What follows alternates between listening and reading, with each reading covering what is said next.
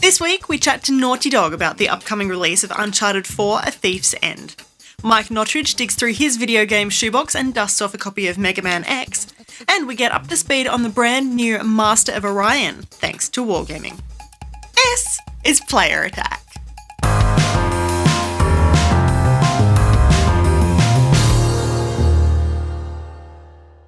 Hi, I'm Jessica Citizen, and this week, big things are afoot in the world of esports. First up, Valve unceremoniously fired the host of the Shanghai Major Dota 2 tournament this past weekend, with company head Gabe Newell calling him an ass. James Harding, better known as 2GD, wasn't necessarily fired for his behaviour at the Shanghai event specifically. There has been bad blood between him and Valve for months now, but we're guessing that swearing and making masturbation references and homophobic jokes on the official livestream didn't really help his job prospects. And jumping from one Valve title to another, the publisher has officially thrown its weight behind the esports side of Counter-Strike Global Offensive, pledging a prize pool of $1 million for each major tournament, starting with Columbus in late March. Previously, the company provided $250,000 in prizes, but now it observes that professional CSGO has grown and the CSGO Major Championships are about to grow with it. And sticking with Valve but moving away from esports, the publisher wants to know if your computer can handle VR.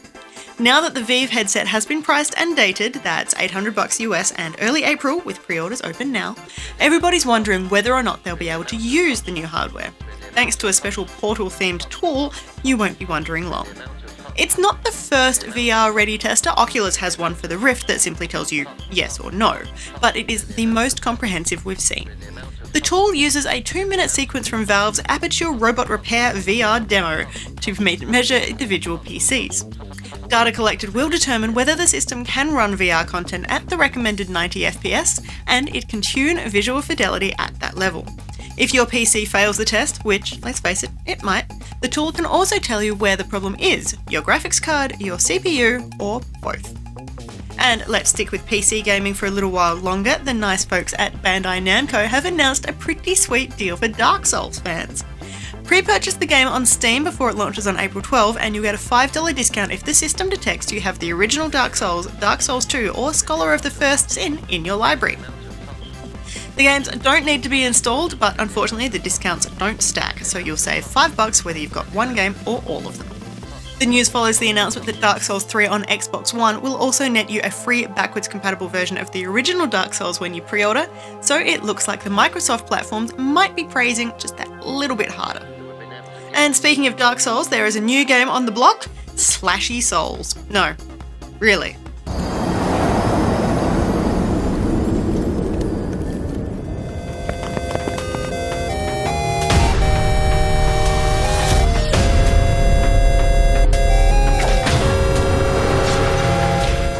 Bandai Namco is quick to point out that the game, out now for iOS and Android, is not an official sequel. Moving right along, and there is new Pokemon on the way. Pokemon Sun and Pokemon Moon were revealed in a short but super sweet Nintendo Direct, and the games are due out by the end of the year. Details for these two will be revealed in the fullness of time, but at this stage we can confirm that if you played Pokemon Red, Blue or Yellow, you will be able to import your Pocket Monsters into the new game directly via the bank. Remember, 2016 is the 20th anniversary of the Pokemon franchise, so don't expect the fun Nintendo announcements to dry up anytime soon. Another fun announcement you can probably expect this year is about Battlefield 5. EA has already confirmed that the game is in development but hasn't revealed any details yet. That said, Swiss retailer World of Games might have spilled the beans, updating its online store with an entry for Battlefield 5, a multiplayer tactical shooter due out in October of this year. That's not really that exciting until you read the other part of the description. Apparently this multiplayer tactical shooter is set during the First World War. It's been a good week for slaps on the wrist. While uploading information to retailers is something that happens unfortunately frequently, someone at Naughty Dog has done something just a little bit more embarrassing. The latest trailer for Uncharted 4 was released this week, and in amongst the jaw-droppingly gorgeous graphics was something that looked a little familiar. A painting on the wall of Nathan Drake's house depicts a beautiful beach with a natural stone arch. And it just happens to be a piece of concept art from Assassin's Creed 4 Black Flag. Naughty Dog quickly apologised to Ubisoft developers and artists, describing the issue as a regrettable mistake, which they take full responsibility for. Within hours, the original trailer had been taken offline and replaced with a new one, identical, except for that one piece of artwork. And finally this week, a movie making the jump to video games rather than the other way around.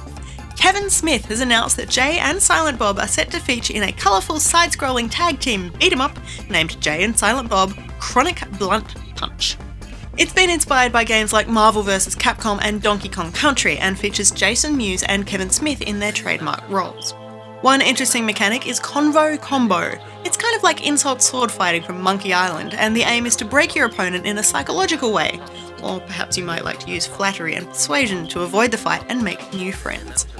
Jay and Silent Bob Chronic Blunt Punch is the latest project to use Tim Schafer's Fig crowdfunding platform. You can go pledge your hard-earned dollars anytime before March 31st. The game itself isn't due until February 2018. For more information on any of these stories, or to keep up to date with the latest gaming news, head to playerattack.com. But for now, stick around, we've got plenty more still to come.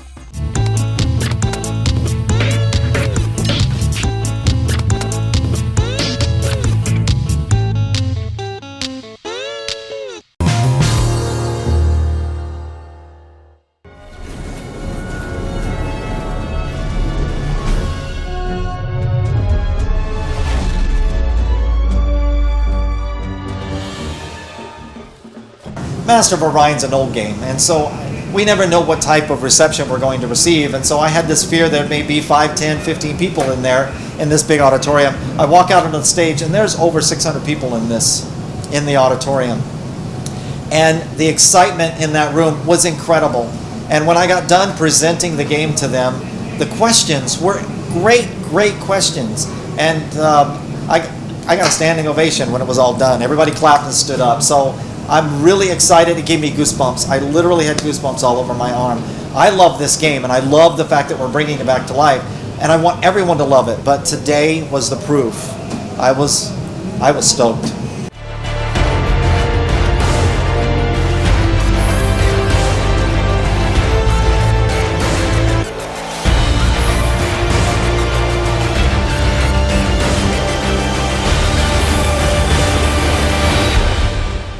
Master of Orion is a turn-based strategy game set in space, and it was developed and released in 1993.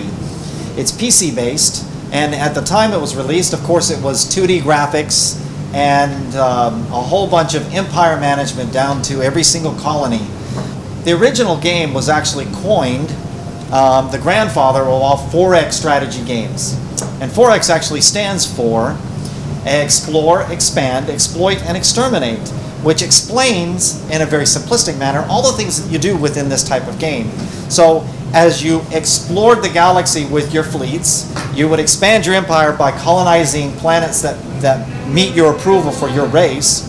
You would exploit their resources, and then as you met these other races, some of them might not be very friendly and would declare war on you, and you would have to go to war, and therefore there may be some extermination involved in that. And in fact, that's kind of the way I play. I'll just go out and destroy them all. But that was Master of Orion. The game is designed for you to be able to play it whichever way you want, and to avoid fighting, and you concentrate more in the diplomacy realm. And in fact, I have an associate producer that hates the fighting side of it. She just plays the diplomacy route and trying to win through diplomacy. There's actually 5 different pathways to win in this game. There's, of course, conquest. There's technological. So if you research the whole technology tree, you win the game. Before the other races, you win the game. There's an economical pathway. So if you end up controlling the interstellar stock exchange, you win the game. And then the last one is diplomacy. Once you've met all the races in the game, because they're randomly placed, you don't know where they are, you'll eventually meet them as you explore and they explore. Once you've met them, a galactic council gets formed. That galactic council will then vote on a supreme leader. If you get voted in as that supreme leader, you win the game. That's very difficult to do, and that's the one she loves playing and trying to achieve it. Because you pretty much have to make everybody like you or respect you. Because there's some races, depending on who you play as, that will never like you. For example, the Akari and the Mershans are arch enemies. And if I play as either one of those, I will never get them to like me. But if I interact with them with respect and boldness, they will end up gaining some respect for me, and they may vote for me. So there are multiple pathways, and you do not have to do conquest. You will regret this, you filthy mongrel. When Victor was a teenager, he played this game religiously. He loved it. And in fact, he credits it with actually starting him out on his career. He also jokingly says that he earned his MBA while playing this game. When the game came up for auction from Atari, he had to have it. And so we ended up purchasing the game.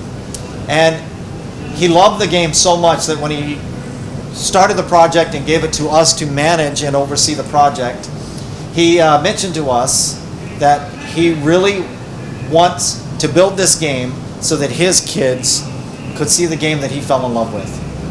When we bought this game, NGD saw that we had purchased the game, and they actually played the game a lot, and several of the owners of the company and several people that are in the studio actually loved turn-based strategy games and played Master of Orion a lot. So they had a passion for the game itself. And so they went and created a little prototype for us to see, contacted us through someone they knew, and next thing you know, my boss and I are going with them and Victor and a couple other people and got to see that prototype. The prototype was so well done, it blew us away. And Victor even said the studio reminded him of how they used to be. And because of that and their excitement for the game and for the genre of the game, we awarded them the contract to build the game. They were the first, because we hadn't announced that we were going to do anything with it yet.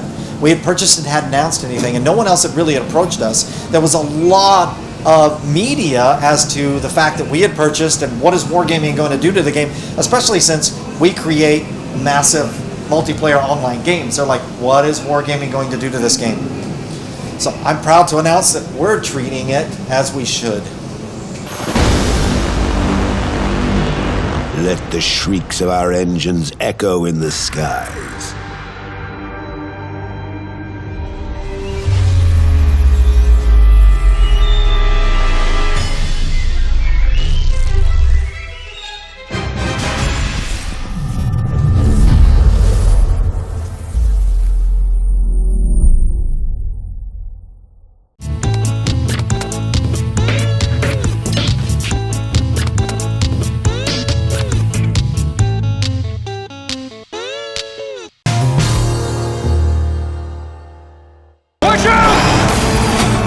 Look, Nate, I'm gonna make you a one-time offer.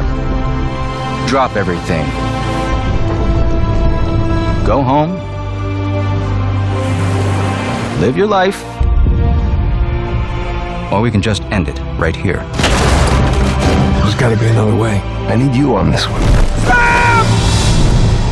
Refresher course on how we got to Uncharted 4. What's happened since Uncharted 3 to get us here? So in Uncharted 3, Nathan Drake's kind of hung up his adventuring gear and settled down with Elena. It was a really rough life for him, so I think he was trying to make the choice of, he'd rather live a longer life than potentially end it. He's had a bunch of close calls. But what you're seeing with Uncharted 4 is his brother, who he thought was dead, is coming back into the picture.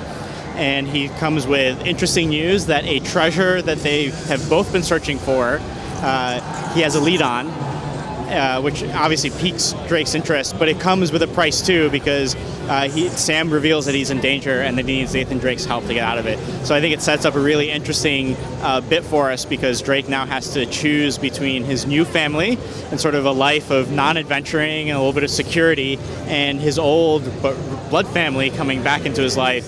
And you get to see, really what drives Nathan Drake as a person, as a character. Last time around, it looked like that could have been the final chapter. This time you're telling us it really is the final chapter. Why why is it the right time for Nathan to properly hang up his adventuring gear? Well, for us, we've always, every time we're trying to think about what our next game that we're working on is, we always stand by that if it feels like we have a story to tell, if it feels like we can do something interesting with the gameplay, we'll keep working on it, and then eventually it will snowball and we end up working with the game. And as we're starting to think about Uncharted 4 and the narrative that we're telling, the story that we're trying to tell, everything's starting to feel like, well, this is a time where it feels good to step away from it. We do so many things sort of by gut and by feel at Naughty Dog. It's worked out very well for us, so I think we're going to trust our gut here as well. Yeah, can I help you? Yeah, I'm looking for my little brother. It's about your height, a little bit leaner, definitely less gray in the temples. Sam? It's good to see you again, Nathan. We're able to take everything that we've learned, we're able to take all of the technology advancements to our engine, to the fact that there's a new console, and really build on top of that. And that's the way we've always produced all of our games. So it really just, it's building upon the foundation of everything we've done before. And if there are people who haven't seen everything that you've done before, they haven't picked up the Uncharted collection, which would be an incredibly easy way of getting on top of everything, could they just jump straight into this and would it still make sense? Oh, absolutely. We've always been conscious of the fact that people might play the games out of order, or they might just play one game because they've heard from their friend they should play this game, or whatever's most recent. So we've always built all of our games to have a cohesive narrative by themselves. If you do play them in order, or you play all the games, you'll learn more, you'll get a deeper understanding of the characters or of the world, but it'll be completely satisfying. You won't be lost if you just play only that game. Uncharted is not just Nathan Drake's experience, there's also multiplayer that's going on, and so if anyone's missed the memo about what's happening with multiplayer, what is happening with multiplayer in Uncharted 4? Well, going back to the same thing, the multiplayer in Uncharted 4 is built on top of everything we've learned from the 2 iterations of multiplayer in Uncharted, from the Last of Us multiplayer as well. And we're introducing a lot of interesting things. We've actually brought in some of the supernatural elements from the first 3 Uncharted games as a gameplay element in Uncharted 4 in the multiplayer as well. So you can call in El Dorado or use a Chimani stone to revive yourself and your teammates. And that's something that's interesting. We've introduced the down state. That was something in the Last of Us multiplayer, so you're able to revive your teammates, so you're not just dead and out. So we're really taking all of these aspects and combining them, and I think we're creating a very unique version of multiplayer that a lot of games don't have an opportunity to do so. And I think that's one of the reasons why we keep doing multiplayer, is because we think we have this unique world, we have these unique gameplay mechanics that we're able to use in multiplayer. And you've just mentioned The Last of Us, which obviously was also huge. What's it been like coming back to Nathan Drake and Sully and this family after working on something else for a while?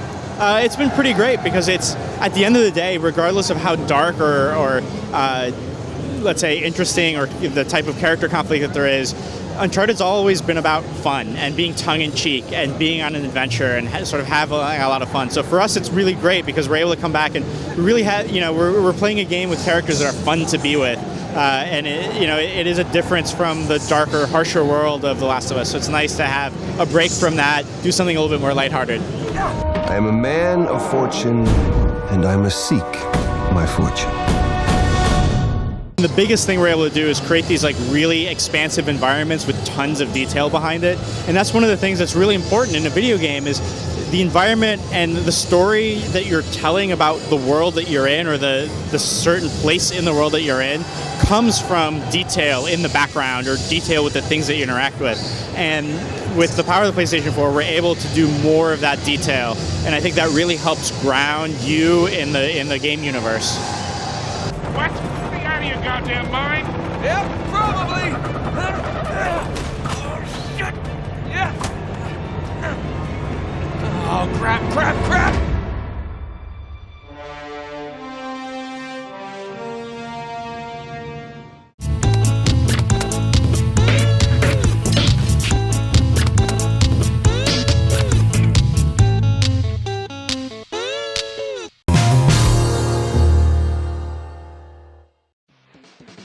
Ladies and gentlemen, boys and girls, welcome back to the Videogame Shoebox, a segment where we take a trip down memory lane and check out games from previous generations. I'm Mike Notridge.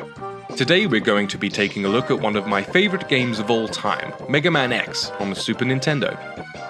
Released in May of 1994, I was fresh off of finishing Mega Man 6 on the original NES, which had just been released a couple of months earlier.